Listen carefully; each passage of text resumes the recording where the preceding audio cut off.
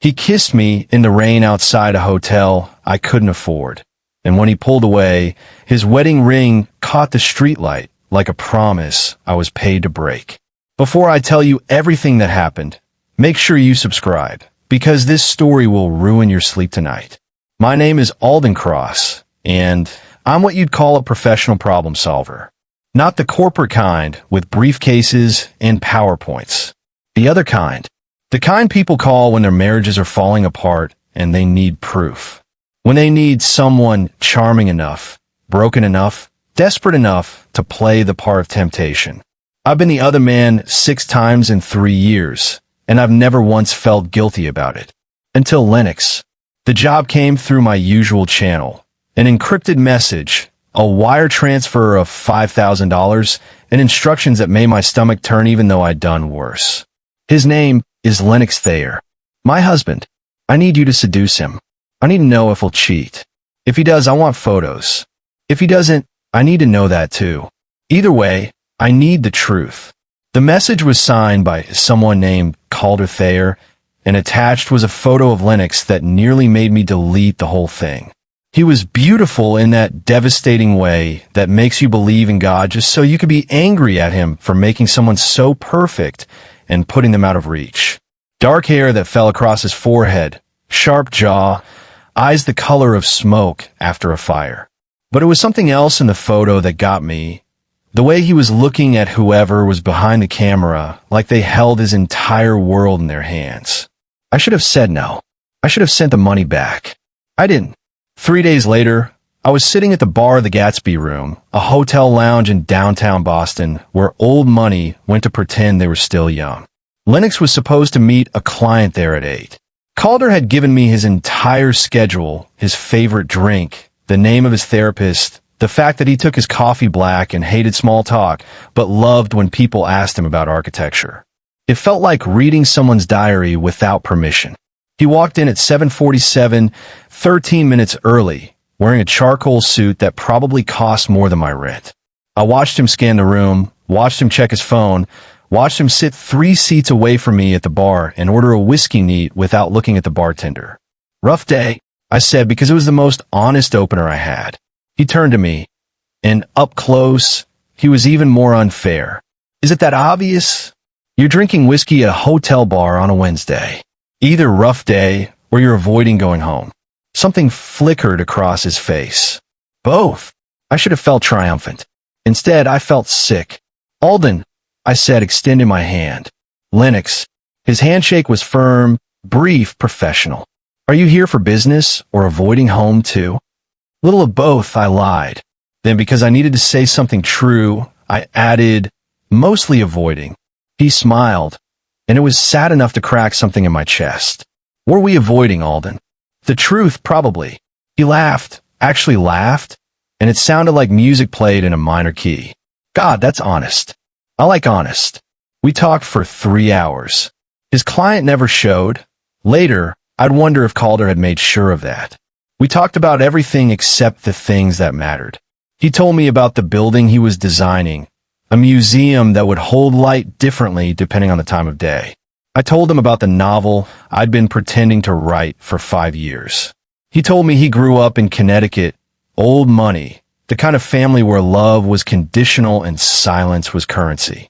I told him I grew up in Portland, no money, the kind of family where love was loud and messy and never enough. Are you married? He asked around hour 2, and the question felt like a test. No, I said. You? Yes. He didn't touch his ring when he said it. Didn't spin it, didn't hide it. Just said it like a fact. 7 years. Happy. He looked at me for a long moment, and I saw something raw and desperate in his eyes.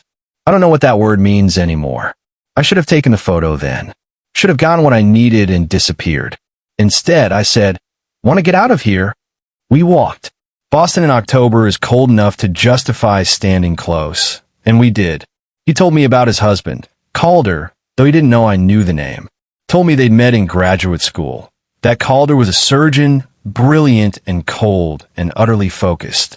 Told me that somewhere along the way, they'd stopped being lovers and started being strangers who share a mortgage. Do you love him?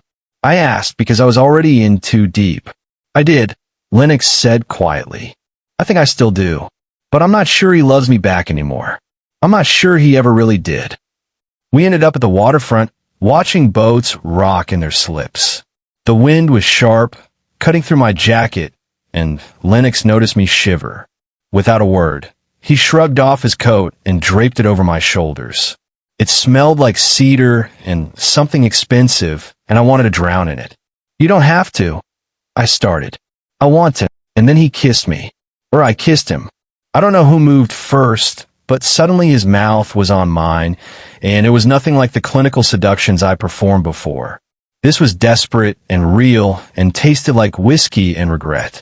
His hands were in my hair, and mine were fisted in his shirt, and somewhere in the back of my mind, I was thinking about the camera in my jacket pocket, the one I was supposed to use. I didn't reach for it. When we pulled apart, we were both breathing hard, and his eyes were wide with something that looked like terror. I'm sorry, he whispered. I shouldn't have. Don't apologize.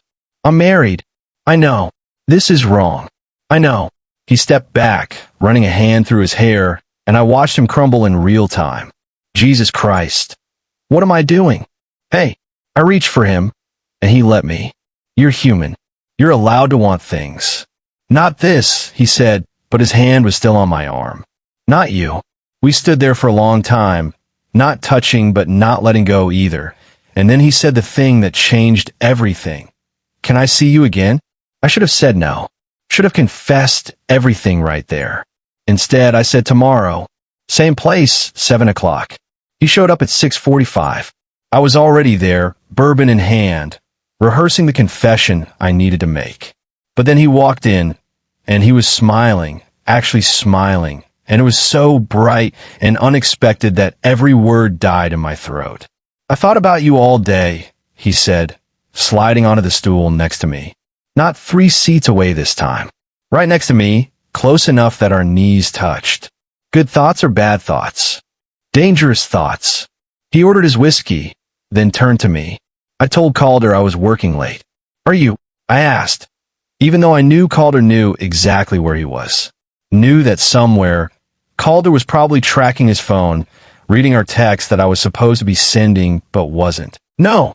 Lennox's voice dropped. I'm here because I can't stop thinking about you.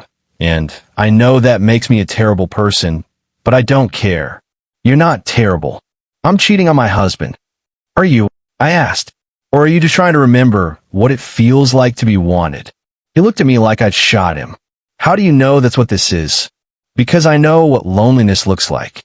We didn't stay at the bar. We got a room upstairs. Not because we planned to, but because the tension between us was so thick it was suffocating everyone around us. The elevator ride was silent. His hand found mine in the hallway. By the time I got inside the room, we were both shaking. I've never done this before, he said, and I believed him. We don't have to. I want to. He cupped my face in his hands. God, Alden, I want to so badly it scares me. We fell into bed like drowning men reaching for air. His skin was warm under my hands, and he gasped my name like a prayer. And for 3 hours, I forgot I was there to destroy him. For 3 hours, I let myself believe this was real. Afterward, we lay tangled in hotel sheets, and he traced patterns on my chest with his fingertips. Tell me something true, he whispered. What? Something true. Something you've never told anyone. I should have told him everything then. Instead, I said, I don't think I know how to let people love me. He kissed my shoulder. Then we're the same. We saw each other 5 more times over the next 2 weeks. Coffee dates that turned into lunch. Lunch that turned into dinner. Dinner that turned into nights at different hotels because we couldn't risk being seen at the same one twice. Each time, I told myself it would be the last. Each time I failed, he told me things. About his childhood, about the pressure to be perfect, about the moment he realized he was gay, and the year he spent trying to pray it away. He told me about meeting Calder, about thinking he'd finally found someone who understood him, about the slow, painful realization that Calder loved his work more than he'd ever loved Lennox. Do you think people can fall out of love? He asked one night, his head on my chest, my fingers in his hair.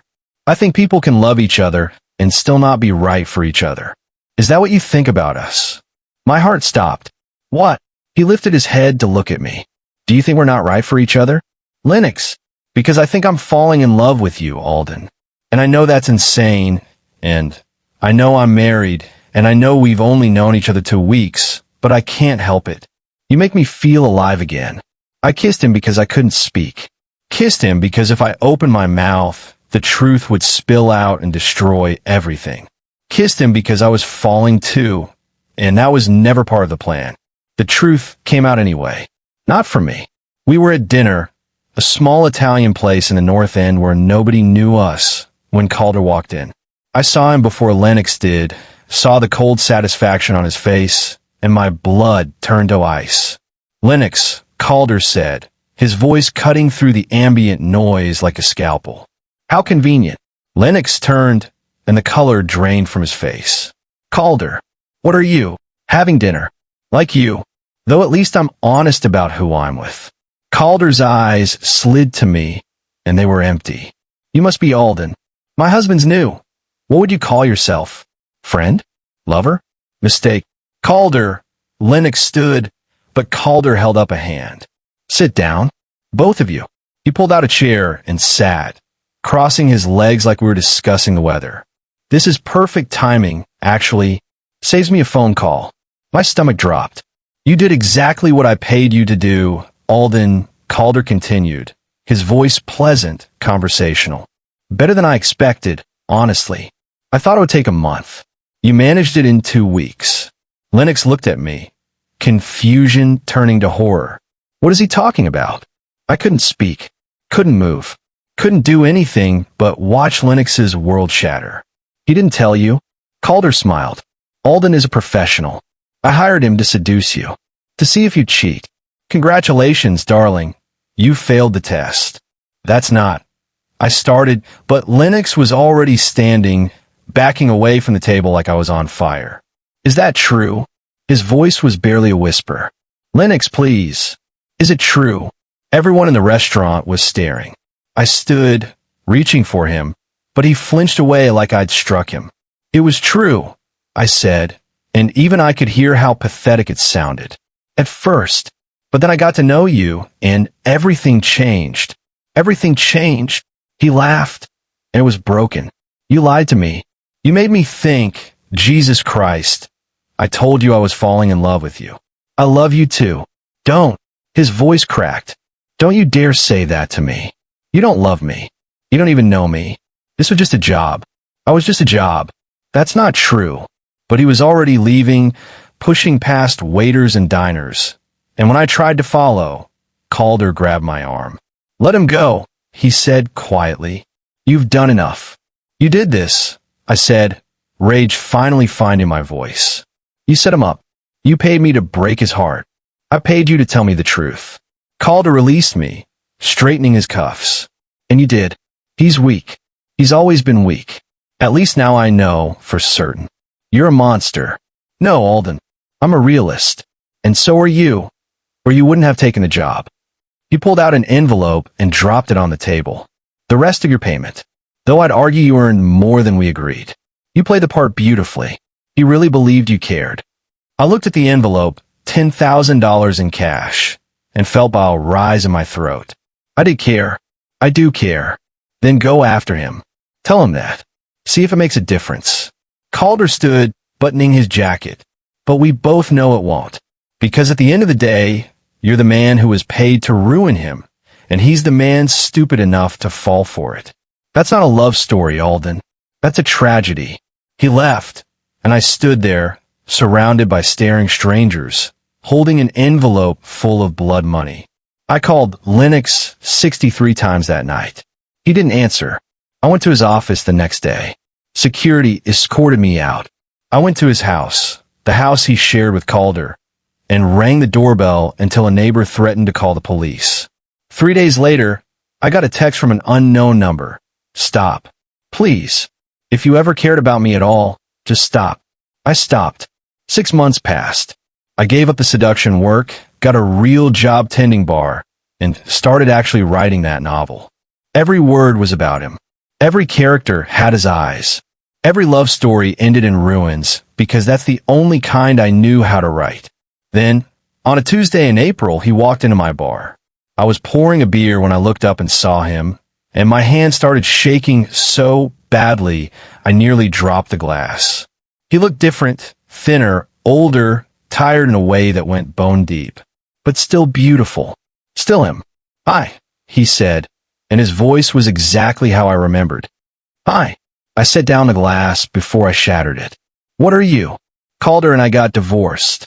He said it matter-of-factly, like he was commenting on the weather. "Finalized last month. I moved out. Got my own place in Cambridge." "Lennox, I'm not here for an apology," he interrupted. "I'm here because I've spent 6 months trying to hate you, and I can't. I'm here because I need to know if any of it was real." The bar was crowded, loud, the worst possible place for this conversation. I didn't care. "All of it," I said. "From the second time we met, all of it was real. I know you don't believe me." "I do." I stopped. "What?"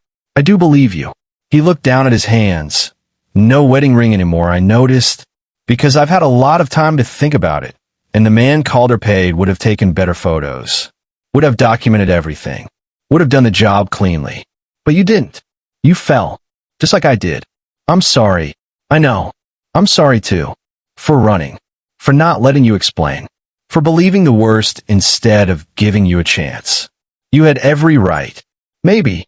But I threw away 6 months because I was hurt and humiliated, and now I'm wondering if I threw away something real in the process. My heart was hammering so hard I thought it might break through my ribs. "What are you saying?" "I'm saying I still think about you. Every day. I'm saying I rewrote the story in my head 1,000 times, trying to make it make sense. I'm saying," he took a shaky breath, "I'm saying I want to try again. If you do, no lies this time. No husbands, no jobs, no pretending. Just us. Just the truth." I should have said yes. Should have leaped over the bar and kissed him right there. Should have said this was everything I dreamed about for 6 months. Instead, I said, "Calder hired me because he knew you'd fall. He knew exactly what you needed to hear, what you needed to feel. And I gave it to you. How do you know I'm not still playing a part?" Lennox smiled. It was devastating. Because the man playing a part wouldn't ask that question. He left his number on a napkin and walked out, and I stood there, holding it, trying to decide if love that started as a lie could ever become the truth. I didn't call that night, or the next day. But a week later, I texted, "Coffee?" He wrote back immediately, "Yes." We met at a cafe in Harvard Square. It was awkward at first, stilted. Both of us tried to figure out how to be real with each other.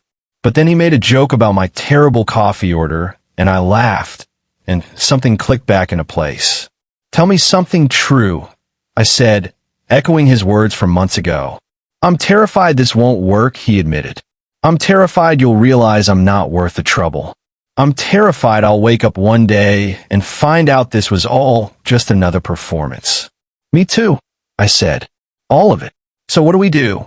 We try anyway. We choose each other every day, even when it's hard. Especially when it's hard." He reached across the table and took my hand. Okay. We've been trying for 4 months now. Some days are good. Some days, the past rises up between us like a ghost, and we have to fight our way back to each other. Some days, I catch him looking at me like he's not sure I'm real, and I have to prove it with kisses and confessions and the kind of honesty that scares us both. Last week, he asked me to move in with him. I said yes. Yesterday, we were unpacking boxes in his apartment, our apartment now, when he found the envelope. The one Calder had given me. The one I'd never opened. "What's this?" he asked. I looked at it, still sealed, still full of money I'd never touched, and something in my chest loosened. "Evidence," I said. "Of what?" "That some things matter more than the job." He opened it, saw the cash, and looked at me with something like wonder. "You never took it." "How could I? It wasn't a job. Not after the first night." He kissed me then, deep and sure and real, and when we pulled apart, he was crying. "I love you," he whispered. "Not the man I thought you were. Not the fantasy. You. The real you." The man who makes terrible coffee and lies about writing and took a job that ate him alive because he needed the money. I love all of it. I love you too, I said, and it was the truest thing I'd ever said. But here's what I haven't told him. Well, I don't know if I'll ever tell him. Last month, I got another message. Another encrypted email. Another job offer. I deleted it immediately. Blocked the sender. Changed my number. But 3 days ago, I saw Calder at a restaurant. He was with someone new, younger, beautiful, smiling in that way Lennox used to smile at him. And when Calder saw me, he raised his glass in a mock toast, and I saw it in his eyes. The satisfaction of a man who'd orchestrated everything perfectly. Because maybe he didn't hire me to prove Lennox would cheat. Maybe he hired me knowing Lennox would fall. Knowing I would too. Knowing that even if we found our way back to each other, we'd always carry the weight of how we began. Maybe Calder didn't want to catch Lennox in a lie. Maybe he wanted to make sure Lennox would never fully trust anyone again. Would never be fully happy. Would always question if love was real or just another performance. And standing there, watching Calder smile, I realized he'd won. Not because Lennox and I aren't together. We are. Not because we aren't happy. We are mostly. But because I'll never be able to look at Lennox without wondering if Calder knew this would happen. If every kiss, every confession, every moment of us choosing each other is exactly what he planned. If our love story is just another job, one I'm still performing, one I'll never finish. I haven't told Lennox any of this. I won't. Because even if our love started as manipulation, even if it's built on a foundation of lies and engineered heartbreak, it's still ours. Still real. Still worth fighting for. But some nights, when Lennox is asleep beside me and the city is quiet, I'll lie awake and wonder, did I seduce him? Or did Calder seduce us both? And I never have an answer.